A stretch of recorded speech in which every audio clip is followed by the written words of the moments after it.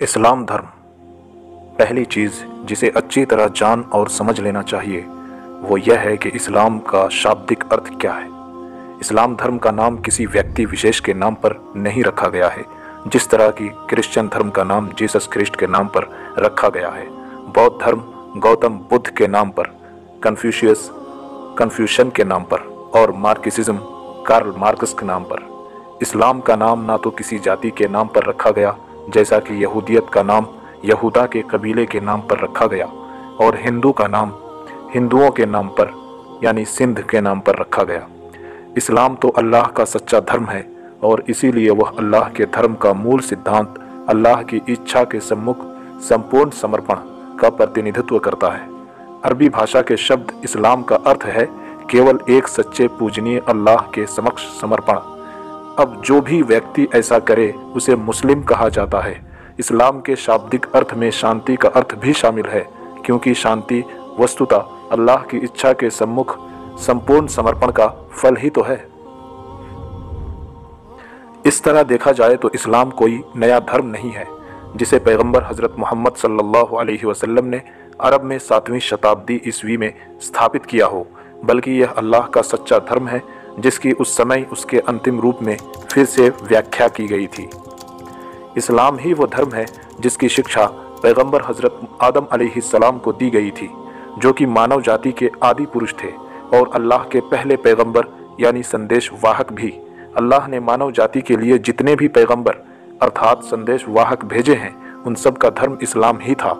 अल्लाह के इस सच्चे धर्म का नाम बाद की मानव जाति में से भी किसी ने नहीं रखा, बल्कि स्वयं अल्लाह ने इस धर्म का यह नाम रखा था, जैसा कि अल्लाह ने अपने अंतिम वही अर्थात प्रकाशना अर्थात कुरान में बयान किया है। ईश्वरीय वही की अंतिम किताब कुरान में अल्लाह कहता है, अल-यौम अकमलतु लकुम दीनकुम व अतममतु अलैकुम निअमती व रदीतु लकुमुल इस्लाम दीना। आज के दिन हमने तुम्हारे लिए तुम्हारे धर्म को पूरा कर दिया, अपनी पूरी कृपा दृष्टि की और तुम्हारे लिए धर्म के रूप में इस्लाम को चुन लिया। सूरा अल-माइदा आयत नंबर 3। वमन यब्तगि गैरल इस्लाम दीनन फलन युक़बल मिन्हु व हुव फिल आखिरति मिनल खासिरीन। यदि कोई इस्लाम अर्थात अल्लाह के सम्मुख संपूर्ण समर्पण के अतिरिक्त किसी और धर्म की इच्छा रखता है तो अल्लाह उसे कभी स्वीकार नहीं करेगा। सूरा आले इमरान आयत नंबर 85।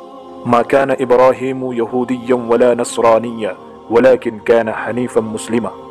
इब्राहिम ना तो यहूदी था और ना ही ईसाई, बल्कि वह तो पक्का मुस्लिम था।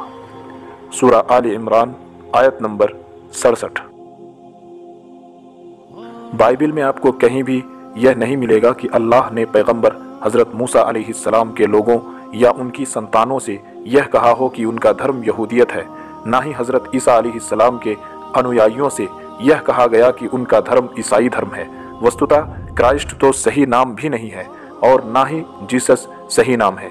क्राइस्ट शब्द यूनानी भाषा के शब्द क्रिस्टोस से निकला है, जिसका अर्थ है दीक्षित किया हुआ, अनॉइंटेड। इसका मतलब यह हुआ कि क्राइस्ट का शब्द हिब्रू इब्रानी भाषा के शब्द मैसियो का अनुदित शब्द है। इसी तरह जीसस का नाम हिब्रू भाषा के नाम ईसाऊ का लातीनी अनुवाद है।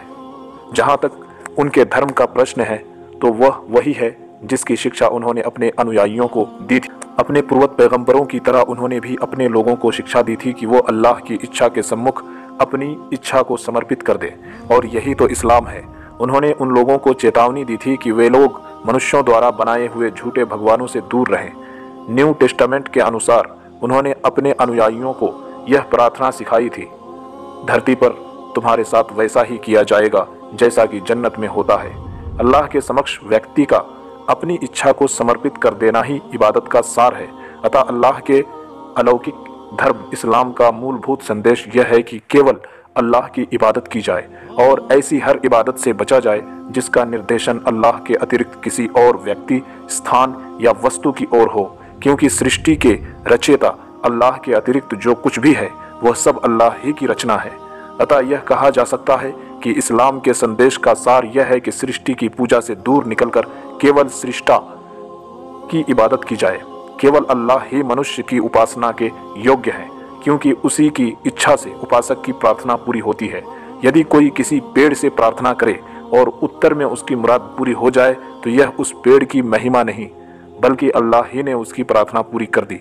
कोई यह कह सकता है कि यह तो विदित है ही, किंतु वृक्ष उपासक के साथ हो सकता है, ऐसा ना हो। इसी तरह वो सब प्रार्थनाएं जो जीसस, बुद्ध, कृष्ण, संत क्रिस्टोफर या संत जूडी या स्वयं हजरत मोहम्मद सल्लल्लाहु अलैहि वसल्लम से की जाती हैं, तो ये लोग उनका प्रत्युत्तर नहीं करते, परंतु अल्लाह ही उन प्रार्थनाओं का उत्तर देता है। जीसस ने अपने अनुयायियों से अपनी नहीं बल्कि अल्लाह की इबादत करने को कहा था, जैसा कि कुरान में है, वइज़ क़ालल्लाहु या ईसा इब्न मरियम अअंत क़ुल्त लिन्नासि इत्तख़िज़ूनी व उम्मिय इलाहैनि मिन दूनिल्लाह क़ाल सुब्हानक मा यकूनु ली अन अक़ूल मा लैसा ली बिहक़। और जब अल्लाह ईसा अलैहिस्सलाम बिन मरियम से कहेगा, क्या तुमने लोगों से कहा था कि अल्लाह के अतिरिक्त मेरे और मेरी माँ हम दोनों भगवानों की पूजा किया करो? तो ईसा अलैहिस्सलाम कहेंगे, पाक है तू, मैं कभी वो बात नहीं कह सकता था जिसका मुझे कोई अधिकार ही न था। सूरा अल-माइदा आयत नंबर 116।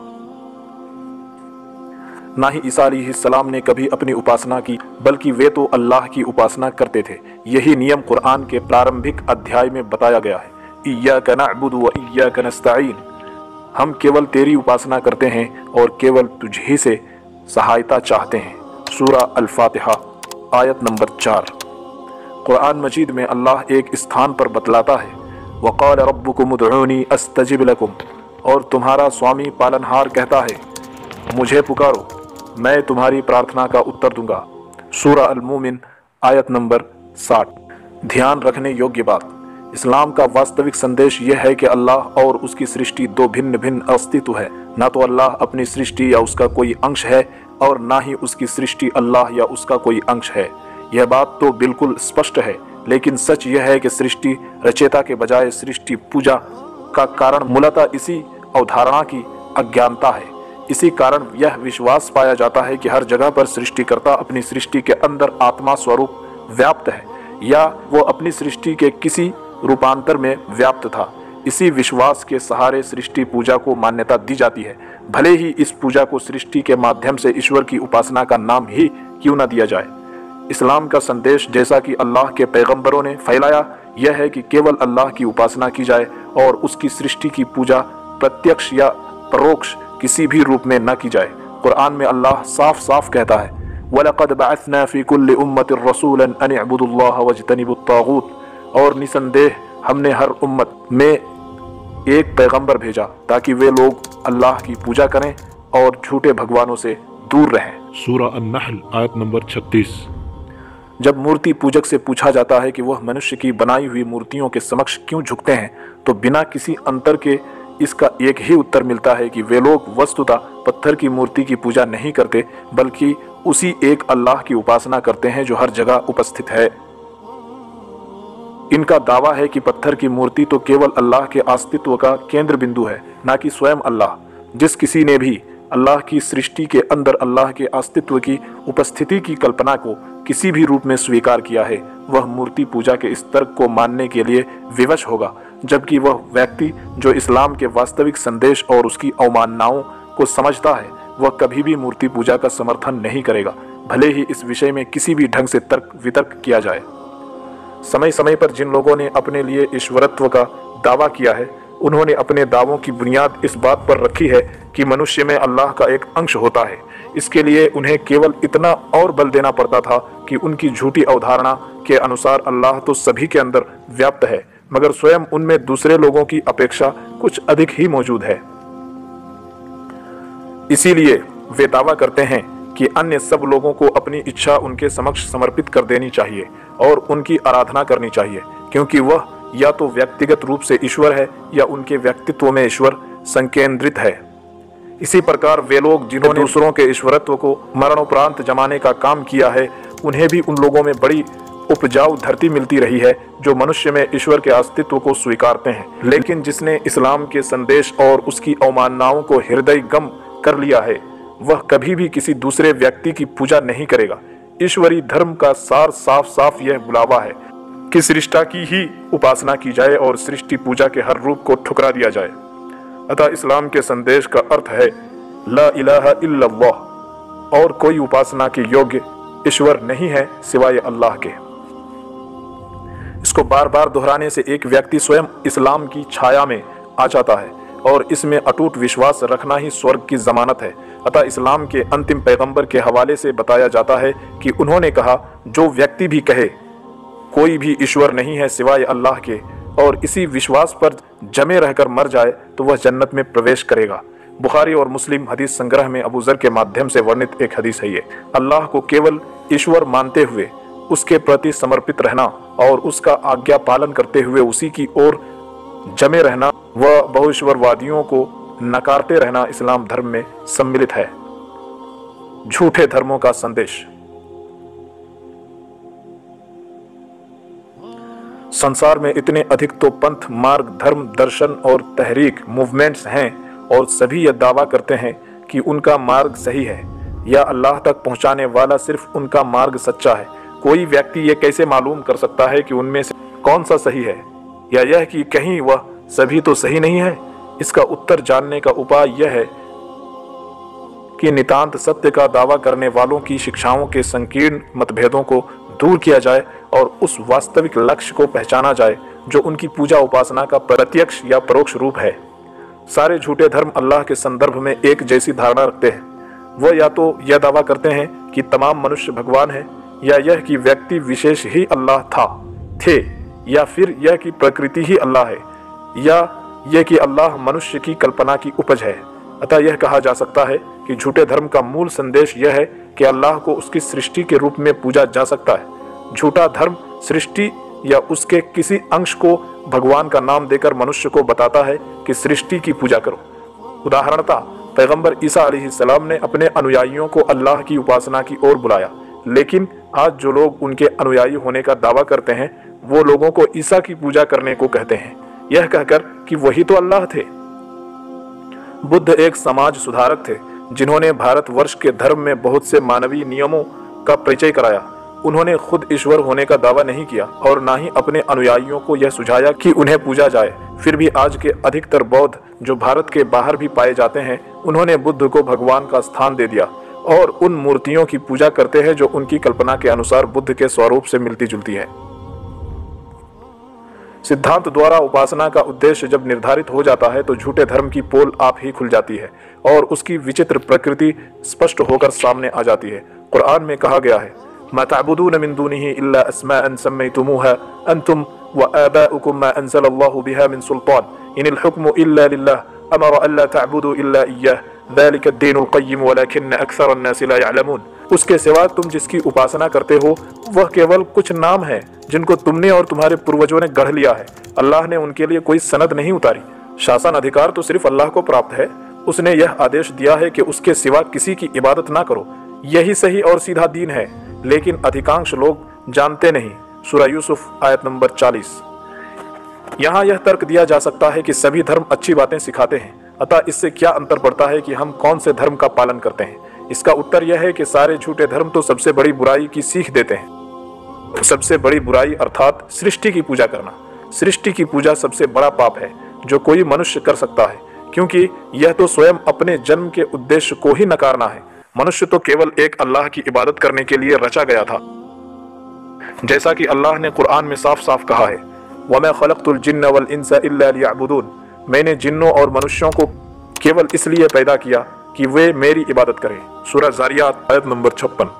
परिणाम स्वरूप सृष्टि पूजा जो कि मूर्ति पूजा का सार है, वही केवल एक ऐसा पाप है जो क्षम्य नहीं है।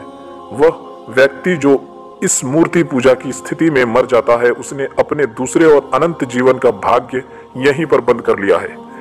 यह कोई मनमानी राय नहीं है, बल्कि अल्लाह का बताया हुआ तथ्य है, जैसा कि अल्लाह ने अपनी किताब कुरान में कहा है, इन्नल्लाह ला यग़फ़िरु अन युश्रक बिही व यग़फ़िरु मा दून ज़ालिका लिमन यशा। बेशक अल्लाह यह बात माफ नहीं करेगा कि दूसरे किसी को उसका साझीदार बनाया जाए, लेकिन इस पाप के अलावा वो जिसे चाहेगा माफ कर देगा। सूरह अन-निसा आयत नंबर 116। इस्लाम की सार्वभौमिकता। क्योंकि झूठे धर्मों का परिणाम इतना गंभीर है, अतः अल्लाह के सच्चे धर्म को सर्वांगीण रूप से समझा और अपनाया जाना चाहिए।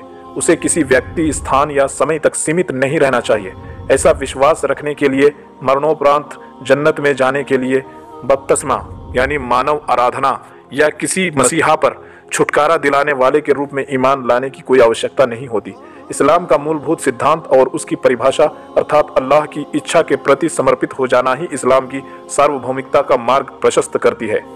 जब भी किसी व्यक्ति पर यह बात खुल जाती है कि अल्लाह एक है और वह अपनी सृष्टि से विशिष्ट है और फिर वह व्यक्ति अल्लाह के सम्मुख अपनी इच्छा को समर्पित कर देता है, उसी समय वह अपने शरीर और अपनी आत्मा के साथ एक मुस्लिम बन जाता है और स्वर्ग का हकदार हो जाता है। अतः कोई भी व्यक्ति किसी भी समय संसार के किसी भी स्थान में सृष्टि पूजा को नकार कर और एक अल्लाह की ओर वापस लौटकर एक मुस्लिम अर्थात अल्लाह के धर्म इस्लाम का अनुयायी बन सकता है। यह बात ध्यान में रखनी चाहिए कि एक अल्लाह को मानने और अपने आप को उसके हवाले कर देने का तात्पर्य यह है कि ऐसा व्यक्ति भले और बुरे के बीच चयन करे और इस चयन में ही मनुष्य का दायित्व निहित है। मनुष्य को उसके चयन का उत्तरदायी समझा जाएगा और इसी कारण उसे चाहिए कि वह यथासंभव भले काम करे और बुराइयों से बचता रहे। अंततः भलाई यही है कि केवल एक अल्लाह की इबादत की जाए और अंततः बुराई यही है कि अल्लाह की सृष्टि की पूजा की जाए, भले ही वो अल्लाह के इबादत के साथ की जाए अथवा उसके बिना की जाए। यह तथ्य ईश्वरी ग्रंथ कुरान में इस प्रकार प्रस्तुत किया गया है। इन्नल्लज़ीना आमनू वल्लज़ीना हादू वन्नसारा वस्साबिईन मन आमन बिल्लाहि वल यौमिल आखिर व अमिल सालिहा फलहुम अजरुहुम इंद रब्बिहिम वला खौफुन अलैहिम वला हुम यहज़नून। निसंदेह वे लोग जो ईमान लाए, वे लोग जो यहूदी बन गए और वे जो ईसाई हैं और साबई लोग, इनमें से जो लोग अल्लाह और अंतिम निर्णय आखिरत के दिन पर विश्वास रखते हैं और अच्छाई के काम करते हैं, तो उनके कर्मों का बदला उनके पालनहार के पास है और उन पर कोई भय और शंका सवार न होगी और ना ही उनको कोई मलिनता होगी। सूरह अल-बकरा आयत नंबर 62। वलौ अन्नहुम अक़ामुत तौरात वल इंजील वमा उन्ज़िला इलैहिम मिन रब्बिहिम लअकलू मिन फ़ौक़िहिम व मिन तहति अर्जुलिहिम मिनहुम उम्मतुन मुक़तसिदह व कसीरुम मिनहुम साअ मा यअमलून। यदि उन लोगों ने तौरात और इंजील के विधान की पाबंदी की होती और जो कुछ उनके रब की ओर से उन पर उतारा गया था उस पर चलते, तो उन्हें हर ओर से खाने को रोजी मिलती, आसमान से भी और ज़मीन से भी। अलबत्ता उन्हीं में से एक टोली ऐसे लोगों की भी है जो सीधे रास्ते पर अग्रसर है, लेकिन उनमें से अधिकांश लोग बुराई की राह के काम करते हैं। सूरह अल-माइदा आयत नंबर 66। अल्लाह को मानना। यहाँ एक सवाल पैदा होता है कि विभिन्न परिप्रेक्ष्य समाजों और सभ्यताओं को देखते हुए यह कैसे संभव है कि सारे लोग अल्लाह पर ईमान ले आएं, क्योंकि अल्लाह की उपासना के लिए उत्तरदायी होने के लिए उन्हें निश्चय ही अल्लाह के बारे में पर्याप्त ज्ञान होना चाहिए। अल्लाह की अंतिम वही कुरान यह बताता है कि समस्त मानव जाति को अल्लाह का परिचय प्राप्त है, क्योंकि यह उनकी आत्मा में अंकित है, जो कि उनके उस स्वभाव का अंश है जिसके साथ उनका सृजन हुआ है। सूरह अल-आराफ की आयत नंबर 172 से 173 में अल्लाह ने बयान फरमाया है कि जब अल्लाह ने आदम को पैदा किया तो आदम की तमाम संतानों को प्रस्तुत होने का अवसर दिया और उनसे इस तरह शपथ ली, क्या मैं तुम्हारा रब, सृष्टा, पालनहार और स्वामी नहीं? इस पर उन्होंने उत्तर दिया, हाँ क्यों नहीं, हम गवाही देते हैं। इसके बाद अल्लाह ने सारी मानव जाति से इस शपथ की, अल्लाह उन सब का सृष्टा है और केवल वही इबादत का हकदार है, का कारण समझाते हुए बताया, यह इसलिए था कि तुम लोग अंतिम निर्णय आखिरत के लिए फिर से पैदा किए जाने वाले दिन कहीं यह न कहने लगो कि वाकई हम इन सब से अज्ञान थे। अर्थात यह न कहने लगो कि हमें यह बात मालूम ही नहीं थी कि अल्लाह आप ही हमारे खुदा हैं और हमें तो किसी ने बताया ही नहीं कि हमसे यह अपेक्षित है कि हम केवल आपकी ही पूजा करें। इसी संदर्भ में अल्लाह ने आगे इस तरह समझाया है, और यह सब इसलिए भी था कि कहीं तुम ये न कहने लगो कि यह हमारे पूर्वज ही थे जिन्होंने अल्लाह के साझीदार ठहराए और हम उनकी संतानें हैं। तो क्या केवल इस जुर्म में आप हमें तबाह कर देंगे उसके लिए जो कि उन झूठे लोगों ने किया? इस प्रकार यह बात सामने आती है कि हर बच्चा अल्लाह पर प्राकृतिक रूप से ईमान रखने की हालत में पैदा होता है। केवल अल्लाह की ही इबादत करने के इस अंतकरण को अरबी भाषा में फितरत कहा गया है। यदि बच्चे को उसकी हालत पर छोड़ दिया जाता तो वह अपने ढंग से अल्लाह की ही इबादत करता, लेकिन सारे बच्चे अपने समाज की दृश्य अदृश्य चीज़ों से प्रभावित होते रहते हैं। यही बात एक हदीस में पैगंबर हजरत मोहम्मद सल्लल्लाहु अलैहि वसल्लम ने बताई है। अल्लाह बतलाता है कि मैंने अपने बंदों को सच्चे धर्म पर ही पैदा किया, लेकिन शैतानों ने उन्हें भटका दिया। पैगंबर हजरत मोहम्मद सल्लल्लाहु अलैहि वसल्लम ने यह भी बताया कि हर बच्चा फितरत की हालत में पैदा होता है। जिस तरह से एक जानदार एक सामान्य संतान को जन्म देता है, फिर उसके माँ बाप उसे यहूदी, ईसाई या ज़दुश्ती बना देते हैं, क्या तुमने किसी ऐसे जानवर को भी देखा है कि जो अपनी बिगड़ी हुई फितरत पर पैदा हुआ हो? बुखारी व मुस्लिम हदीस संग्रह से। जिस तरह एक बच्चा उन प्राकृतिक नियमों के अधीन रहता है जो अल्लाह ने प्राकृतिक के लिए बनाए हैं, ठीक उसी तरह उसकी आत्मा भी प्राकृतिक रूप से उस तथ्य के अधीन रहती है कि अल्लाह उसका पालनहार और स्वामी है। लेकिन उसके माता पिता इस बात की कोशिश करते हैं कि उनका बच्चा उनके पंथ का अनुसरण करे, क्योंकि बच्चा अपने जीवन के आरंभिक दिनों में इतना सक्षम नहीं होता कि वह अपने माता पिता की इस इच्छा का विरोध या प्रतिरोध कर सके। अतः बच्चा इस अवस्था में कि जिस धर्म का पालन करता है वह रीति रिवाज और पालन पोषण के अनुसार होता है, और इसी कारण अल्लाह किसी बच्चे को उसके इस धर्म के लिए ना तो उत्तरदायी ठहराता है और ना ही उसे इसकी सजा देता है।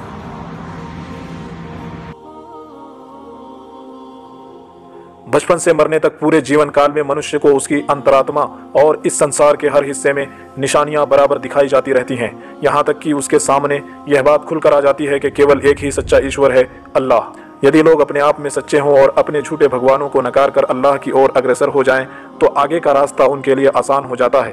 पर यदि वे अल्लाह की निशानियों का बराबर इनकार ही करते रहें और पहले की तरह ही सृष्टि पूजा करते रहें, तो उनके लिए बचाव का रास्ता मुश्किल हो जाता है। उदाहरणतः दक्षिण अमेरिका के ब्राजील स्थित अमेज़न के जंगलों के दक्षिणी पूर्वी क्षेत्र में बसने वाले एक आदिवासी समुदाय ने समग्र सृष्टि के सर्वोच्च ईश्वर का प्रतिनिधित्व करने वाली स्क्वाच नामी मूर्ति की स्थापना के लिए एक नई झोपड़ी खड़ी की। अगले दिन एक नौजवान ने इस भगवान की स्तुति के लिए झोपड़ी में प्रवेश किया। अभी उस भगवान के सामने, जिसके बारे में उसे सिखाया गया था कि वही उसका सृष्टा और पालनहार है, वो नतमस्तक हुआ ही था कि एक भयभीत मरियल कुत्ता उस झोपड़ी के अंदर आया और उस नौजवान ने देखा कि कुत्ते ने अपना पिछला पैर उठाया और मूर्ति पर पेशाब करने लगा। गुस्से से भरे हुए नौजवान ने उस कुत्ते को मंदिर से बाहर खदेड़ तो दिया, पर जब उसका गुस्सा शांत हुआ तो वह इस निष्कर्ष पर पहुंचा कि यह मूर्ति तो इस ब्रह्मांड की सृष्टा और स्वामी नहीं हो सकती, अल्लाह तो कहीं और ही होना चाहिए। अब उसके सामने एक चयन तो यह था कि वो अपने इस ज्ञान को काम में लाकर उसके अनुसार कार्यरत होता और अल्लाह की ओर अग्रसर होता, या फिर बेईमानी के साथ अपने समुदाय के झूठे विश्वास पर चलता रहता। यह बात कितनी ही आश्चर्यजनक क्यों ना लगे, यह घटना उस नौजवान के लिए अल्लाह की ओर से एक निशानी थी। इस घटना में यह अलौकिक शिक्षा निहित थी कि वह नौजवान जिसकी पूजा कर रहा था वह एक झूठ था। जैसा कि पहले बताया जा चुका है कि तमाम राष्ट्रों और समुदायों की ओर अल्लाह ने अपने पैगंबर यानी संदेश वाहक भेजे, ताकि अल्लाह पर मनुष्य की प्राकृतिक विश्वास को और प्रबल किया जाए और मनुष्य की इस जन्मजात भावना को कि वह केवल एक अल्लाह की ही उपासना करे दृढ़ करने के साथ साथ अल्लाह द्वारा दिखाए जाने वाले दिन प्रतिदिन के प्रमाण चिन्हों को भी सबल बनाया जाए। यद्यपि अधिकांशतः इन पैगंबरों की शिक्षाओं को उनके असली रूप में नहीं रहने दिया गया, फिर भी उनकी शिक्षाओं के कुछ अंश बचे रह गए जिससे सही और गलत का बोध हो सकता था। मिसाल के लिए तौरात के 10 आदेश जिनका इंजील में भी वर्णन है, और इसी तरह हत्या, चोरी और व्यभिचार विरोधी नियम भी जो कि समाजों में पाए जाते हैं। परिणाम स्वरूप हर आत्मा से अल्लाह पर ईमान और इस्लाम धर्म की स्वीकृति का लेखा जोखा लिया जाएगा। अल्लाह से हमारी यह दुआ है कि वो हमें उस सीधे रास्ते पर चलाए जिसका उसने हमारे लिए मार्गदर्शन किया है और हम पर अपनी कृपा दृष्टि रखे। निसंदेह वह अत्यंत दयालु है। सारी अच्छाई और उदारता उस अल्लाह के लिए है जो तमाम संसारों का स्वामी है, और पैगंबर हजरत मोहम्मद सल्लल्लाहु अलैहि वसल्लम, उनके परिवार, उनके साथियों और उन लोगों पर जो इनका ठीक ठीक अनुसरण करते हैं, शांति और वरदान हो।